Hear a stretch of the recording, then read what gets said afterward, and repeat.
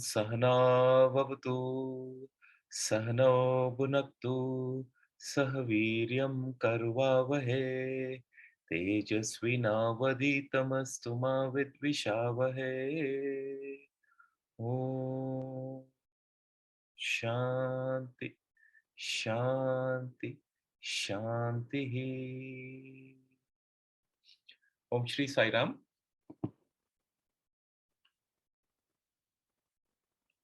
Welcome to our session on the eve of Ram Navami, the birth of Lord Rama. That's tomorrow morning. And so I thought it'd be a good occasion to talk about Rama and the Rama Principle and how it is so relevant to all of us and the journeys that we all of us are on, and the purpose of getting together, in a satsang or in a session on a weekly basis. So, who is Rama? Or what is the inner significance of Rama? To that, there's a very beautiful answer that Swami provided. And he said that the word Rama consists of 3 syllables. First one is Ra, which stands for God or Godhood or the divine principle. Ma, which stands for man or the individual consciousness or the individual jiva, and A, which stands for nature or prakriti. So it's a combination of God, man, and nature. And when Rama, along with Sita and Lakshmana, went for the 14 years of exile, and they were walking mostly through forests, thick, dense forest. They would walk in a single file, and with Rama leading in the front, followed by Prakriti or nature in the form of Mother Sita. And the last file was completed by Lakshmana, or the individual consciousness who was behind Prakriti or Mother Sita. Actually, the setting is so beautiful. This walk through the jungle is the walk that each one of us is going through. Replace the jungle with life that we are leading in the comforts of different parts of the world. But actually, the journey for all of us is the threesome journey in a single file. Now, what is it really signifying? That what's leading us into this world and the reason why we've taken birth is the divine principle or the Rama principle. And the reason why we are here is to experience this Rama or experience this Godhood. And we are like Lakshmana, who is the individual consciousness wanting to experience the Rama principle or the divine consciousness. But in between Lakshmana and Rama is Prakriti, nature, or Mother Sita. And this Prakriti is always walking behind the divine principle.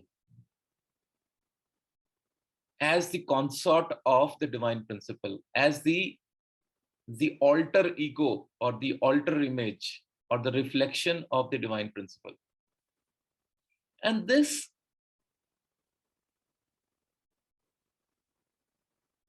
Mother Nature deludes us because we perceive her through our five senses: the sense of sight, the sense of smell, the sense of speech, the sense of hearing, and the sense of touch. Because that's how we experience the nature or the world or Jagat, as we call it. And as long as this delusory Prakriti or nature stands between the individual consciousness and the supreme consciousness or the Godhood principle, the individual is not able to merge with the divine, or the individual is not able to experience the inherent divine consciousness. So the whole journey for each one of us is the journey that the three of them, which is Rama, Sita, and Lakshmana, took in the forests while in exile.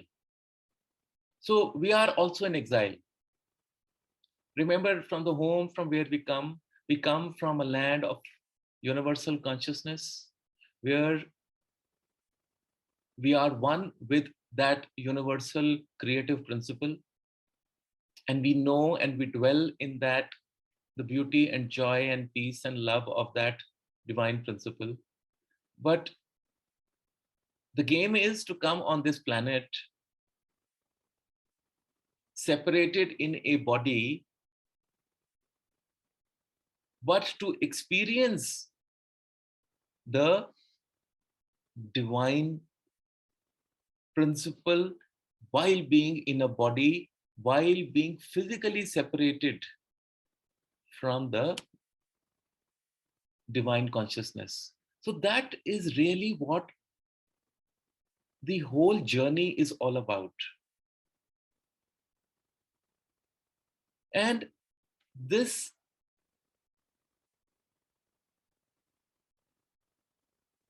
journey that we have to complete, or we have to experience, actually, it's not, the word is not completion, the word is to experience.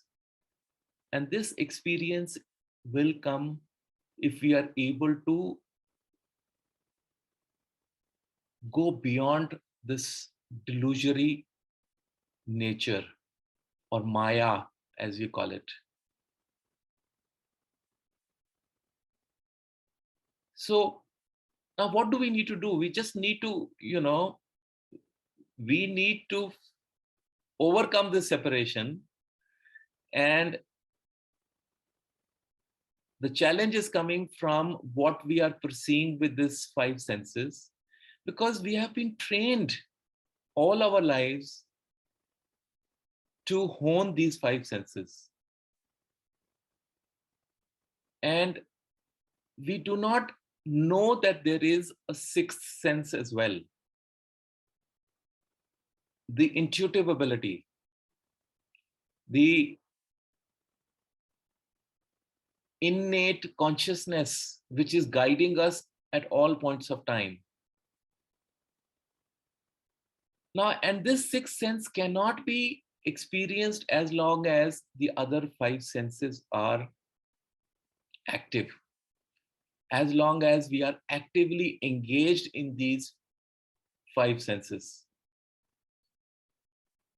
That is the reason why all the masters have continuously and for eternally urged us to move to the path of detachment. Detachment of these five senses. Because as long as we are operating out of these five, the sixth sense, while it is there in the background, always available, we are not able to perceive it, we are not able to comprehend it. And since that experience eludes us, we therefore feel that that experience does not exist. We are ignorant about the presence of that awareness. And this is what we have been speaking about in the last so many sessions, that we need to get into this experience. And only when the taste of this experience comes is when we will go wholeheartedly, fully, completely, and absolutely in the search for this constant state of bliss, which we have been saying perhaps is a state when you are all the time comfortable with yourself, at ease, and in a state of being unaffected by either the joys or the sorrows of what the five senses are perceiving. Remember, all hurt, all pain, all unhappiness, all anger emanates out of these five senses, emanates out of our attachments. These attachments create expectations. The expectations create for us disappointments. These disappointments bring unhappiness, it brings pain, it brings hurt. It is when we start to label, judge, and get into this continuous cycle of sorrow and happiness. So, this detachment is not easily accepted by people, both from a practitioner standpoint and from the people who perceive it. You know, of late, I have been experiencing this firsthand, that the people you get close to and that they get used to you and they start having expectations out of you. And when you start detaching from them, all sorts of confusion and pain and chaos starts to arise, because we are not ready to let go. We start to, in our familiarity, in our attachment, we start to create unknowingly those expectations. And the hurt is absolutely imaginary. And when you point out to that person that you're suffering from this ego, which is creating a bond, and this separation is the cause of this pain and sorrow, it is not accepted kindly. It is actually seen as uh, by the other person as a way of your now not needing the person around, or your way of trying to, or you're being very selfish about it. I saw that happening with our master Satya Sai Baba as well. As long as people got miracles out of him, as long as he kept providing them with all that they wanted in terms of the material comforts, positions, material objects, materializations that he was so famous for, is when people kept thronging to him. But as he started to create a space and a distance between himself and his availability for his devotees, and he started to push the devotees to go and experience that principle of Rama within, is when people started to judge the master and started to create all sorts of interpretations about the master. And I think this is very natural. If you take away the favorite toy of a kid who is so attached to that toy or that doll that the kid sleeps with it, eats with it, moves around with it, and if one day the mother or the father takes that toy away, takes the doll away, the child will scream and shout and say all the things, to the parent, because you've taken away what the child was used to. And that is what is our condition as well. We're so used to this world. We are so beautifully trained in the world of five senses. It becomes almost impossible for us to start retreating into and withdrawing into the world where these five senses begin to take a backstage, so that the sixth sense, the consciousness within, starts to present itself. We start to get aware of the presence of that awareness. And that sixth sense is what is called as viveka, or discrimination. That discrimination born out of detachment. And detachment and discrimination both feed into each other. Detachment gives rise to discrimination, and discrimination gives further rise to detachment.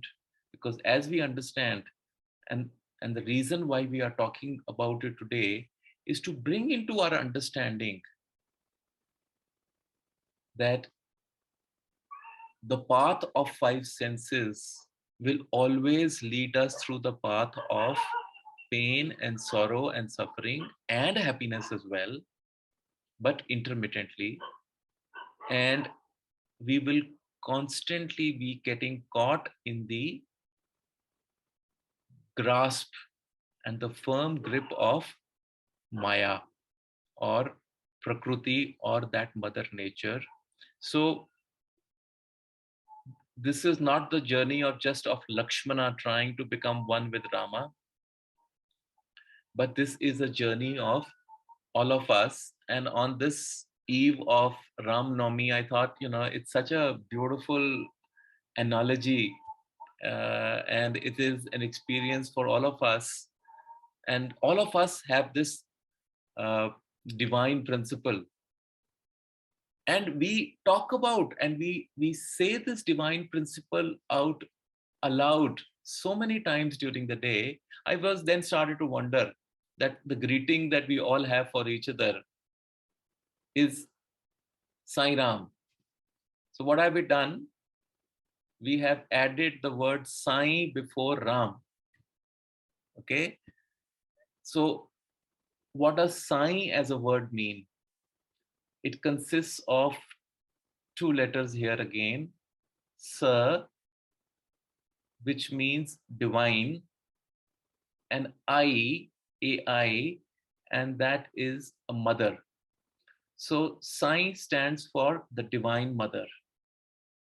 Okay, the mother of all, the universal consciousness, the creative principle. Now, that creative principle and the mother of all precedes the Rama principle. So the mother of all is leading us all. That's why the mother of all, took a human birth. It came here to take us to experience the Rama principle, which exists everywhere and inside all of us. It came to help Lakshmana to transcend the illusory nature or the delusionary effect that Prakriti or nature has, and integrate and become one with the Rama principle, the principle of God consciousness. Okay, so the supreme consciousness took birth in a human form to remind us of that this consciousness came 5,000 years back, or maybe 10,000 years back during the Treta age as the Rama principle. Even then, the journey was the same. Even then, the individual consciousness was to become one and experience the oneness with the divine consciousness. And even today, so many years later, in the Kali Yuga age, it's the same journey. It's the same reason why each one of us takes birth.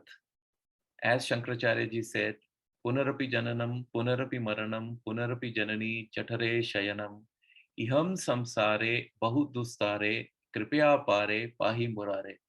That again, birth and death, and that uncomfortable journey each time of lying in the dark womb of the mother for a period of 9 months, coming back into this world only to get caught again and again in this cycle of delusion, of Maya, of the five senses. And it requires the grace, of the Lord for us to start seeking that the goal of our life or the reason of our birth is to experience that happiness or that ananda, which comes only when the individual consciousness merges with the universal consciousness or the divine consciousness. And that's the reason why the Upanishads say the same thing, saying that Jagat Mithya and Brahm Satya. So the Brahman is the Satya, or the Rama principle, the Ra principle is the Brahman principle. Okay. And the Lakshman principle is the individual jivi. It is actually a wave of the same ocean, but it feels that it is separate.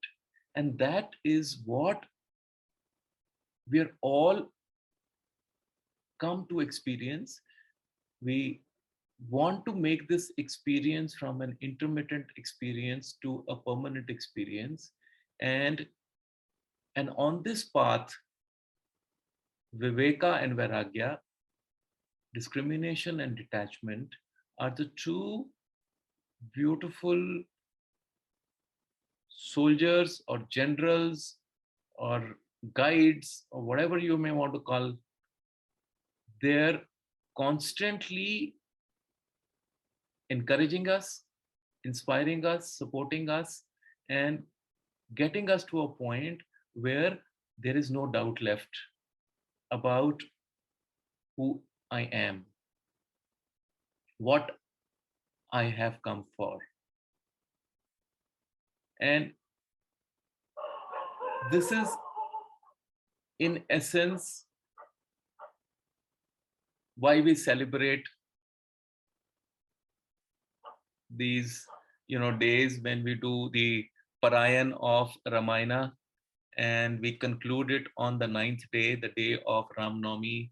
We read Vishnu Sahasranama and we extol the greatness of the Rama principle. But it's important for each one of us now to start experiencing this Rama principle inside of us, which is ever present, which is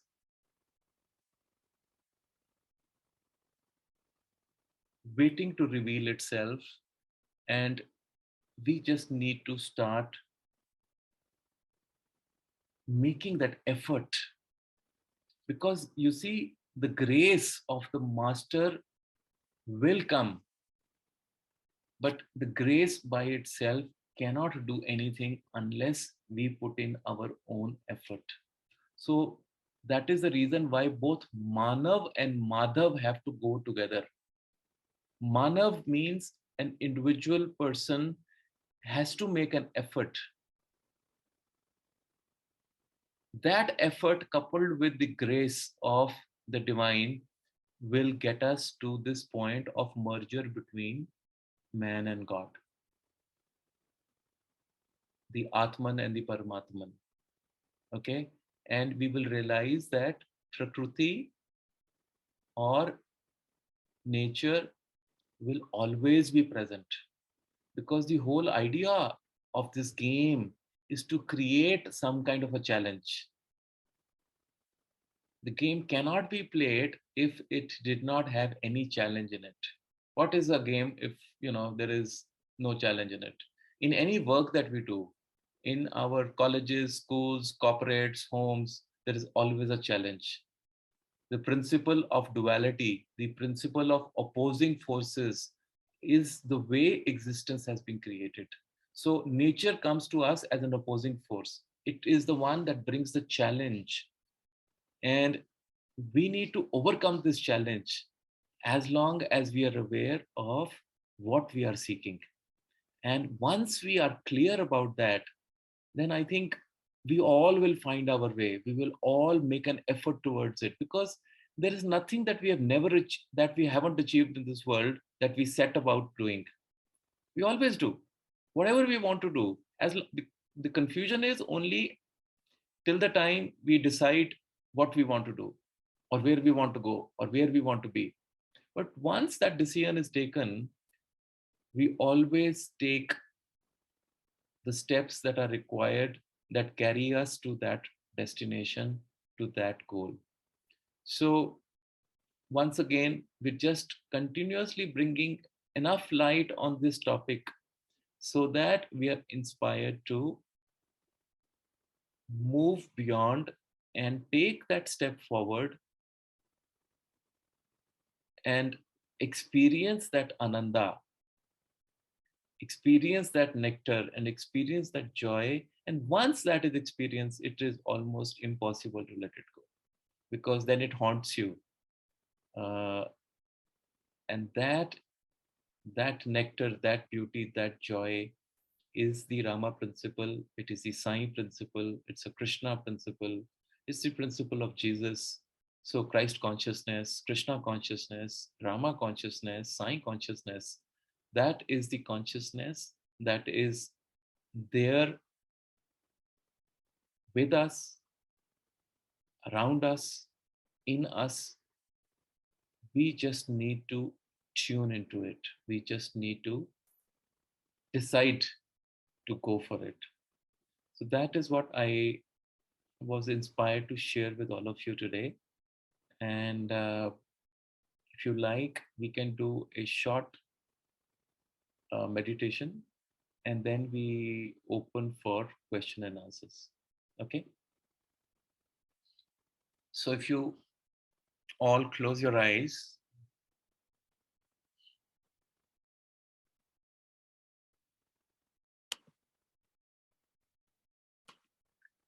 and focus on the third eye,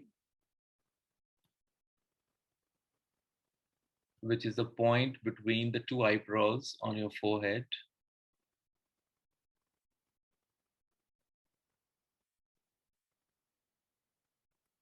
And experience the light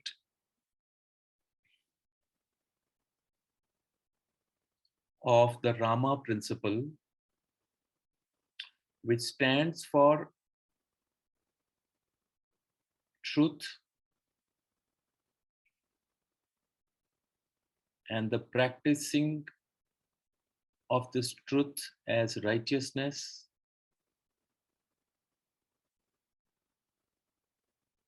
and compassion.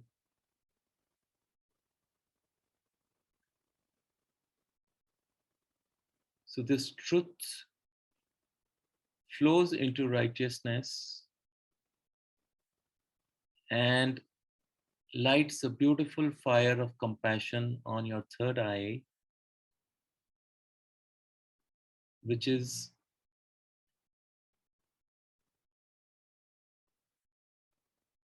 purified by the presence of Gayatri Ma, the Mother Divine Principle, purifying the intellect,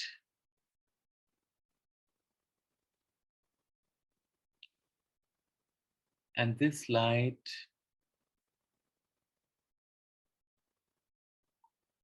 begins to spread throughout your forehead. And as this light spreads,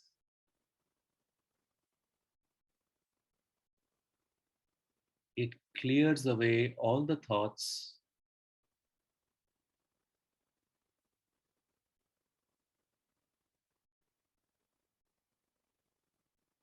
and the samskaras that are stored in our conscious mind. And if we hold on to this principle and this light of compassion born out of truth and righteousness, this light will also start to clear the stored samskaras in the subconscious mind. And this light begins to spread all over our head, our face, eyes, nose, chin, lips, ears,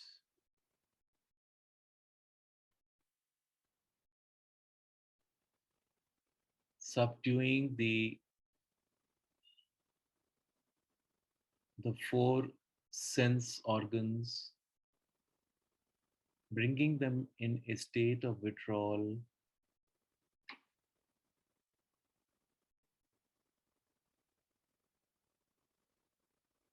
in complete silence.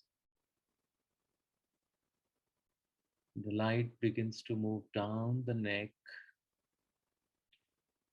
onto the shoulders, and from there the energy moves down the arms, onto the hands,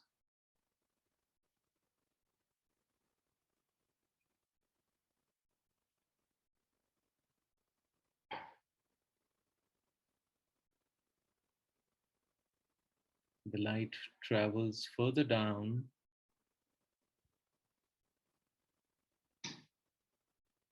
through the chest,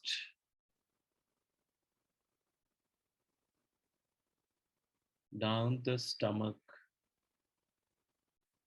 abdomen, our hips, legs, ankles, feet,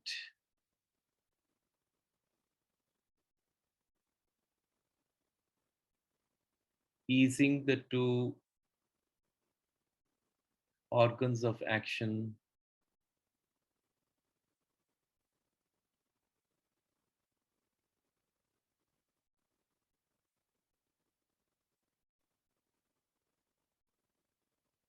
this light has the intuitive ability to heal and put at ease all that makes us uncomfortable, restless, itchy,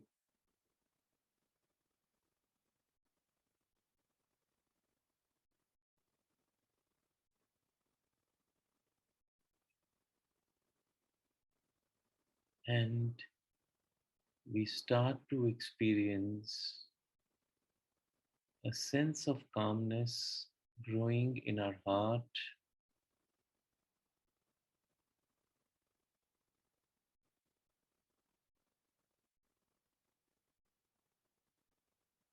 a sense of peace that's beginning to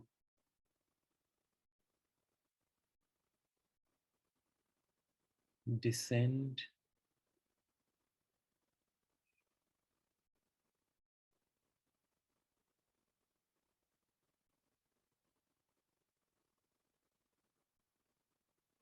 and yet we are aware of the presence of this peace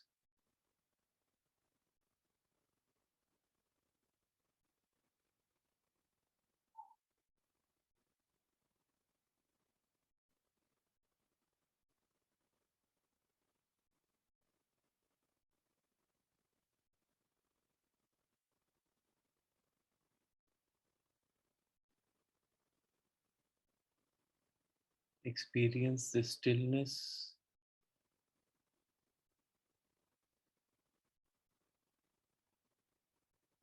which is where the individual consciousness embraces the divine consciousness. And in this divine embrace,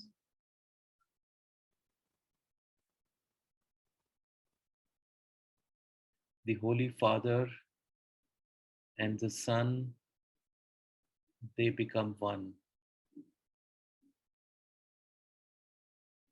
The Atman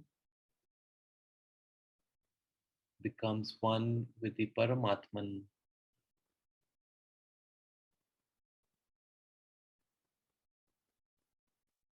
and only oneness remains.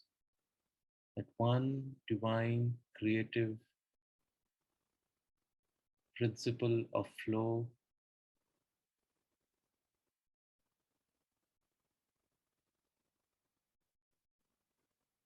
everything else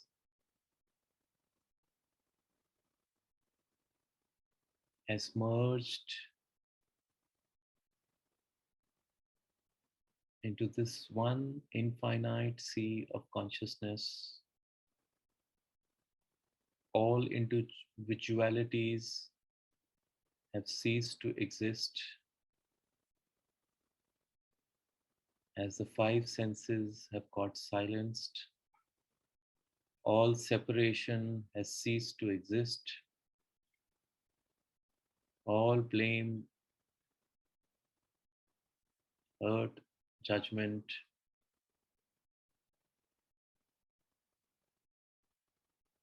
has disappeared. And just this understanding of this beautiful experience of one consciousness remains. This is who we are. This is our divine nature. This is what we experience when before we take birth. This is what we experience when we die, when we leave this body. And this is what we have to come to experience in this body, this one undivided flow of consciousness that just is.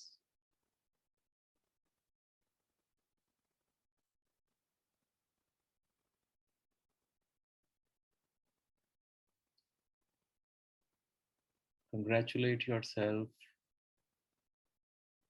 for experiencing this one consciousness.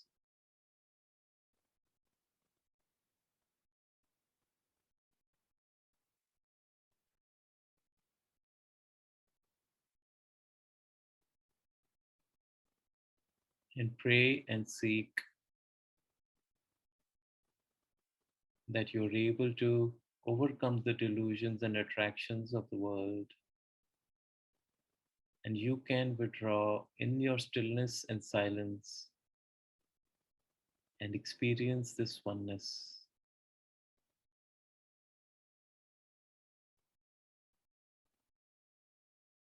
The outside world, the misleading world, the reactive world that makes us react all the time, that is just the test. That is the Adam's apple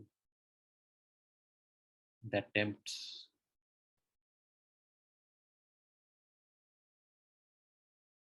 Withdraw into the essence of yourself and experience Satchit Anand.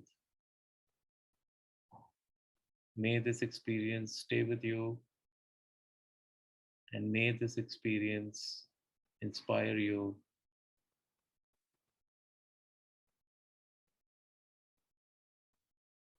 to pursue this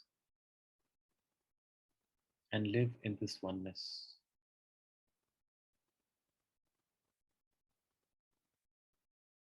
I thank all of you for being here.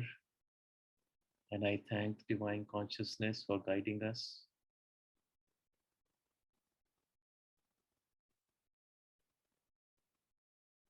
Om Shanti Shanti Shanti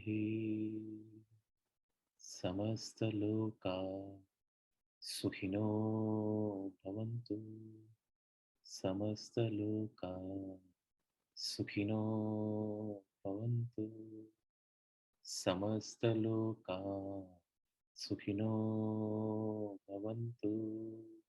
Om Shanti Shanti Shanti Hari Om Tat Sat Shri Sai Ishwaraya Arpanamastu.